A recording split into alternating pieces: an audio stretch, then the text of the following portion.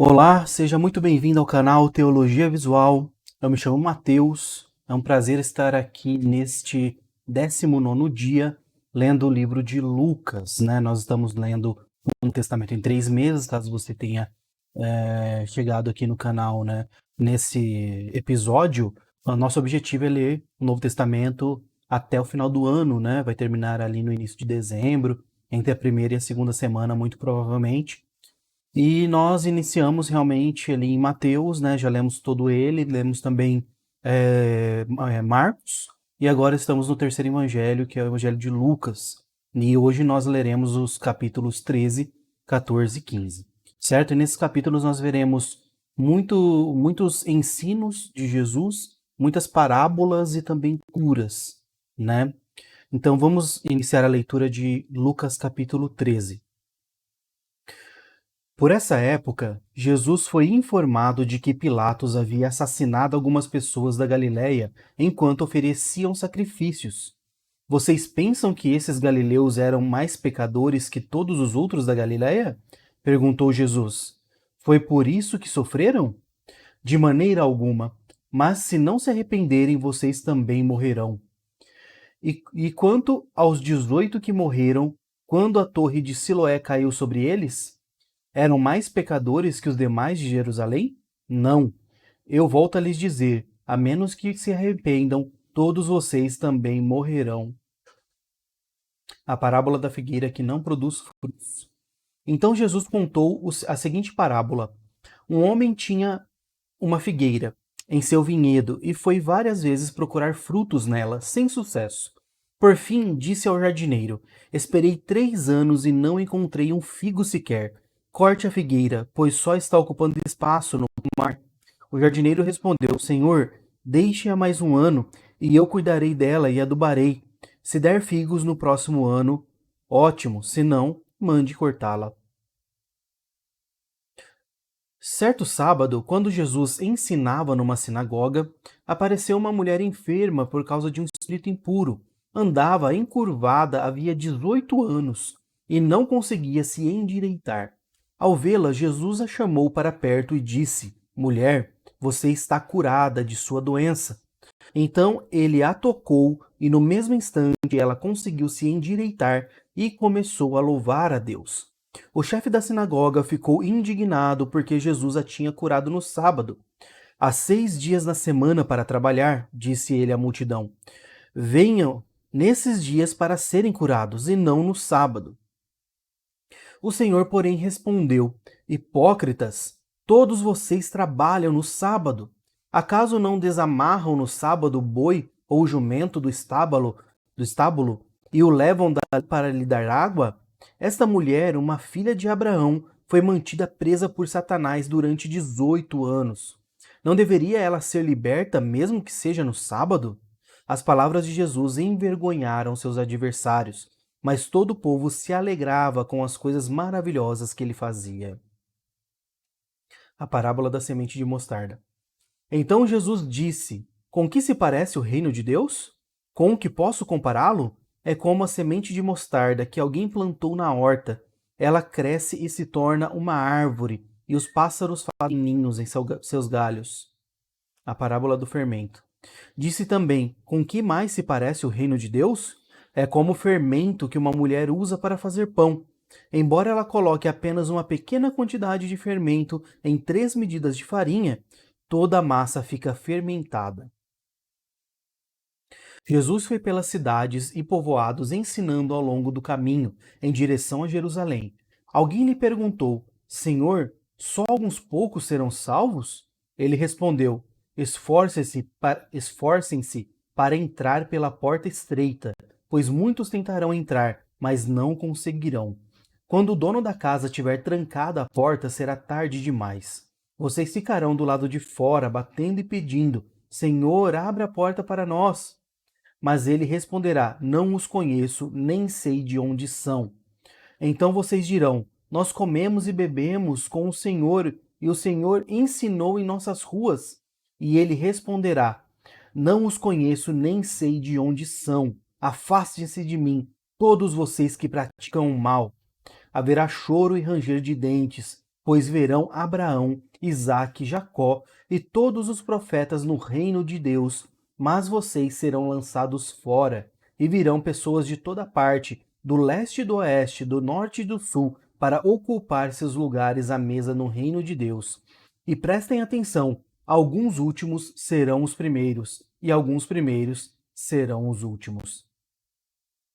Naquele momento, alguns fariseus lhe disseram: Vá embora daqui, pois Herodes Antipas quer matá-lo. Jesus respondeu: Vão dizer àquela raposa que continuarei a expulsar demônios e a curar hoje e amanhã, e no terceiro dia realizarei meu propósito. Sim, hoje, amanhã e depois de amanhã devo seguir meu caminho, pois nenhum profeta de Deus deve ser morto fora de Jerusalém.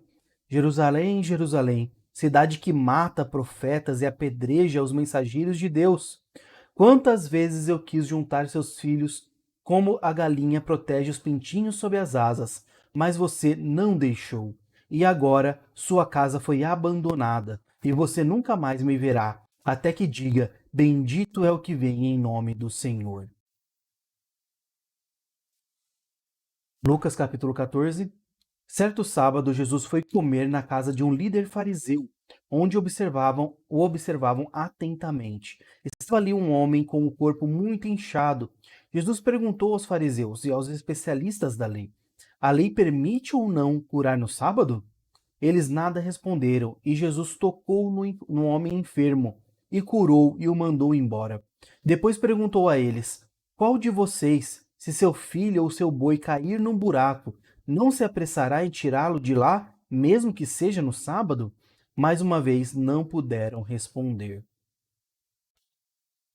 Quando Jesus observou que os convidados para o jantar procuravam ocupar lugares de honra à mesa, deu-lhes este conselho: Quando você for convidado para um banquete de casamento, não ocupe o lugar de honra. E se chegar algum convidado mais importante que você, o anfitrião virá e dirá: Dê o seu lugar a esta pessoa, e você, envergonhado, terá que sentar-se no último lugar da mesa. Em vez disso, ocupe o lugar menos importante da mesa. Assim, quando o anfitrião o vir, dirá: Amigo, temos um lugar melhor para você.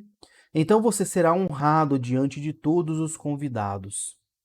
Pois os que se exaltam serão humilhados, e os que se humilham serão exaltados. Então Jesus se voltou para o anfitrião e disse: Quando oferecer um banquete ou jantar, não convide amigos, irmãos, parentes e vizinhos ricos. Eles poderão retribuir o convite e essa será sua única recompensa. Em vez disso, convide os pobres, os aleijados, os mancos e os cegos. Assim, na ressurreição dos justos, você será recompensado por ter convidado aqueles que não podiam lhe retribuir. A parábola do grande banquete.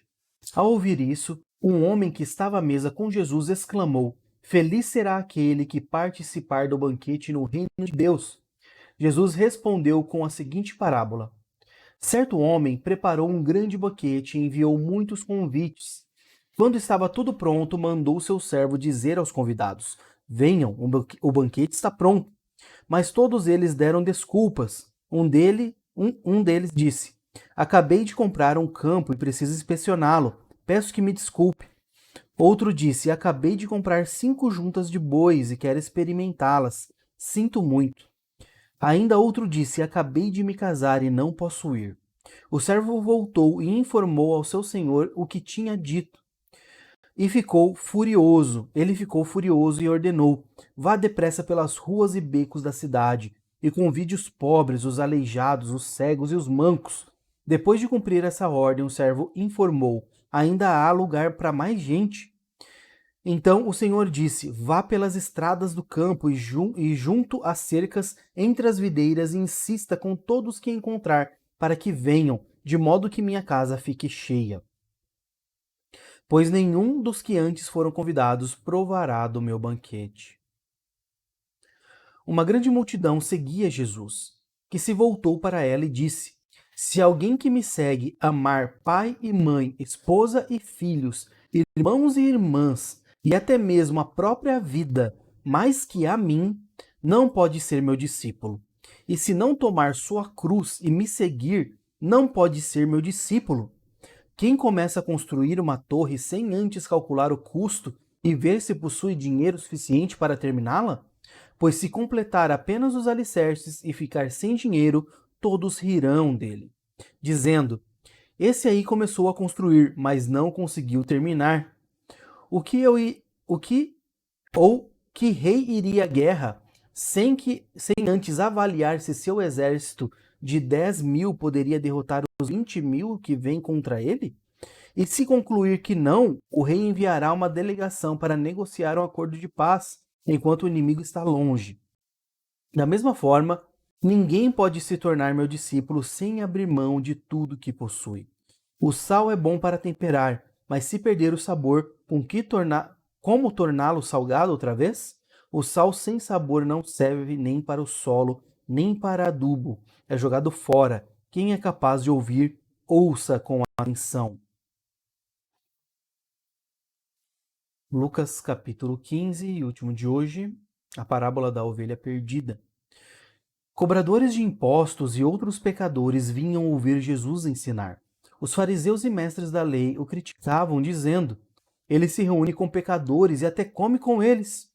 Então Jesus contou esta parábola: se um homem tiver 100 ovelhas e uma delas se perder, o que acham que ele fará? Não deixará as outras 99 no pasto e buscará a perdida até encontrá-la? E quando a encontrar, ele carregará alegremente nos ombros e a levará para casa. Quando chegar, reunirá os amigos e vizinhos e dirá: alegrem-se comigo, pois encontrei minha ovelha perdida. Da mesma forma, há mais alegria no céu por causa do pecador perdido que se arrepende do que por 99 justos que não precisam se arrepender. A parábola da moeda perdida. Ou suponhamos que uma mulher tenha 10 moedas de prata e perca uma. Acaso não acenderá uma lâmpada e varrerá a casa inteira e procurará com cuidado até encontrá-la? E quando encontrar, reunirá as amigas e vizinhas e dirá: alegrem-se comigo, pois encontrei minha moeda perdida. Da mesma forma, há alegria na presença dos anjos de Deus quando um único pecador se arrepende. A parábola do filho perdido. Jesus continuou: um homem tinha 2 filhos. O filho mais jovem disse ao pai: quero a minha parte na herança. E o pai dividiu seus bens entre os filhos. Alguns dias depois, o filho mais jovem arrumou suas coisas e se mudou para uma terra distante, onde desperdiçou tudo que tinha por viver de forma desregrada. Quando o seu dinheiro acabou, uma grande fome se espalhou pela terra e ele começou a passar necessidade. Convenceu um fazendeiro da região a empregá-lo, e esse homem o mandou a seus campos para cuidar dos porcos. Embora quisesse saciar a fome com as vagens dadas aos porcos, ninguém lhe dava coisa alguma. Quando finalmente caiu em si, disse: até os empregados de meu pai têm comida de sobra, e eu estou aqui morrendo de fome. Vou retornar à casa de meu pai e dizer: pai, pequei contra o céu e contra o Senhor, e não sou mais digno de ser chamado seu filho. Por favor, trate-me como seu empregado. Então voltou para a casa de seu pai. Quando ele ainda estava longe, seu pai o viu. Cheio de compaixão, correu para o filho, o abraçou e o beijou. O filho disse: pai, pequei contra o céu e contra o Senhor, e não sou mais digno de ser chamado seu filho. O pai, no entanto, disse aos servos: depressa, tragam a melhor roupa da casa e vistam nele. Coloquem-lhe um anel no dedo e sandálias nos pés. Matem um novilho gordo, faremos um banquete e celebraremos. Pois este meu filho estava morto e voltou à vida, estava perdido e foi achado. E começaram a festejar. Enquanto isso, o filho mais velho trabalhava no campo. Na volta para casa, ouviu música e dança e perguntou a um dos o que estava acontecendo. O servo respondeu: seu irmão voltou e seu pai matou um novilho gordo, pois ele voltou são e salvo. O irmão mais velho se irou e não quis entrar. O pai saiu e insistiu com o filho, mas ele respondeu: todos esses anos tenho trabalhado como um escravo para o Senhor e nunca me recusei a obedecer às suas ordens. E o Senhor nunca me deu nem mesmo um cabrito para festejar com meus amigos. Mas quando esse seu filho volta, depois de desperdiçar o seu dinheiro com prostitutas, o Senhor comemora matando um novilho. O pai lhe respondeu: Meu filho, você está sempre comigo, e tudo o que eu tenho é seu. Mas tínhamos que comemorar esse dia feliz, pois seu irmão estava morto e voltou à vida, estava perdido e foi achado. Amém? Terminamos assim o capítulo 15. E que parábolas maravilhosas, né? São 3 parábolas seguidas, né? Que Jesus conta para demonstrar a importância, né? Da conversão de uma pessoa, quando a pessoa se arrepende e volta, né? Para o Pai, que é Deus, né? E nós vemos aqui a parábola do filho perdido, o filho pródigo, né? Da moeda e da ovelha perdida, né? E são parábolas bem conhecidas e são parábolas também maravilhosas que mexem com a gente, né? Então, imaginem que nós, né, que somos cristãos, quando nós evangelizamos, quando nós professamos, né, nossa fé em Deus, anunciamos o evangelho, né, de Jesus, as boas novas, né, e uma pessoa é impactada por isso. E o Espírito vem, faz o trabalho dele naquela pessoa, e ela ouviu por intermédio nosso, que nós estamos aqui, evangelizando. Olha a alegria que tem no céu quando uma dessas pessoas se arrepende e volta para Deus. Então, irmãos, não pensem que Deus, por mais que o seu problema seja forte, seja alto, seja duro, todos nós temos problemas, uns mais, outros menos, de problemas específicos, né? Mas Deus está contigo. Igual aqui no Filho Pródigo nós ouvimos. Ele fala para o seu filho: Você sempre esteve comigo e tudo que eu tenho é seu. Então imagine Deus falando para a gente: Filho, tudo que eu tenho é seu. Você é um filho fiel. Então permaneçam fiéis a Deus, cumprindo seus mandamentos, anunciando as boas novas, né? E alegrem-se com aqueles que depois de anos perdidos e mortos nesse mundo, retornam, né? Ou até encontram o caminho estreito, né? Que foi outra parábola que nós vimos. Amém? Forte abraço para vocês e nos encontramos então amanhã com mais um dia de leitura, ainda em Lucas, dia 20, a leitura de 16, capítulos 16, 17 e 18. Forte abraço para vocês e boa noite.